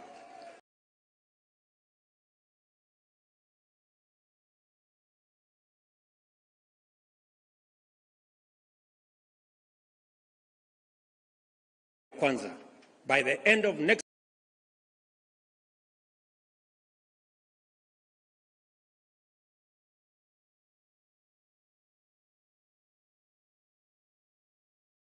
wale watafaka ni kupongeze governor. That is how we are going to reduce the cost of food, by supporting. Na mimi najua ya kwamba tukifanya hivyo tutazalisha chakula ya kutosha Kenya. Natangaza nikiwa hapa Kilifi, ile bei ya mbolea tulianza nayo 7,000, tuliteremusha imefika 3,500. From next week mimi nateremusha tena ikuje shilingi 2,500. Na mimi nataka ndugu yangu Mngaro, mimi nitahakikisha hiyo fertilizer imefika hapa Kilifi. Wewe utanisaidia kusukuma ifike kwa wakulima kule nyanjani, kwa sababu tukitumia mbegu mzuri na fertilizer mzuri, we can double our production and we can eliminate the shame of hunger. Ni kweli si kweli watu wa Kilifi? Bei ya unga, hata kwa dawa, hata kwa uganga ama uchawi, uweke sufuria kwa kichwa, ufanye maandamano, bei ya unga haiwezi shuka. Bei ya unga itashuka wakati tutaenda shambani, tusaidie wakulima, tuzalishe chakula, ndio tuzalishe chakula kingi, ndio bei hiyo iweze kushuka. Tunaelewana jameni? Mwisho kabisa, mimi nataka niwashukuru sana ndugu viongozi wenzangu, na waomba kwa unyenyekevu tushirikiane, tufanye kazi pamoja, tuwatumikie hawa wananchi wetu. Ndio wametupatia nafasi ya uongozi, sio tulumbane, sio tupigane. Wametupatia nafasi tuungane, tushirikiane, tujenge Kilifi, tujenge Kenya, na tuhakikisha kwamba yale miradi na mipango tuliwaeleza tunayatekeleza. Mheshimiwa Governor, you have my support, my friend. Wakati unafanya kazi hapa Kilifi, mimi nitakuunga mkono. Tunataka Kilifi iwe ni county ya amani, ndio tuweze kupanga mambo ya utalii, ndio tuweze kupanga mambo ya uvuvi, tupange mambo ya kilimo. Na nitarudi hapa kabla ya Disemba, niko na pesa ingine ya watu wa Kilifi karibu milioni 250 ya wavuvi tena. Mimi nitarudi hapa. Na mimi nitarudi hapa tena kuanzisha mpango wa housing, kwa sababu hapa Kilifi tumepata ardhi tayari mahali tutafanya mpango ya housing. Pale kwa housing tunataka kuzalisha ajira 20,000 ama 30,000 ya vijana wa Kilifi County. Vijana muko? Vijana wa Kilifi muko? Nataka nisikie sauti yenu. Muko? Si mnataka tupange ajira? Tutapanga ajira vizuri, because as we invest in education, we must invest in making sure our young people have jobs and they can work for themselves and work for their families. So mimi nawashukuru sana. Ile kitu mimi nawauliza ni kwamba tafadhali watu wa Kilifi, katika siasa yetu tusikubali vita, tusikubali fujo, kuharibu mali ya watu, kuharibu biashara ya wananchi. Hiyo sio siasa. Mimi nataka niwaulize all Kenyans, I want to ask respectfully all leaders and all of us Kenyans, we must say no to violence. We must say no to loss of life. We must say no to destruction of property. We can prosecute our politics without engaging citizens in violence. Tukiongea leo, Wakenya wamepoteza maisha yao. Kuna huzuni mkubwa, familia wanalia watoto wao. Wakenya wamepoteza wapenzi wao kwa mambo ya maandamano iliyopangwa na viongozi. Wakatoa pesa mamilioni kupanga ile maandamano. Wakapanga fujo. Wananchi wamepigana na polisi. Mali imeharibika. Biashara imeharibika. Na wewe ni kiongozi katika taifa letu la Kenya, unatoa pesa ya kupanga fujo katika taifa letu la Kenya. Sisi tunasikitika sana, and we stand with the families that have lost their children.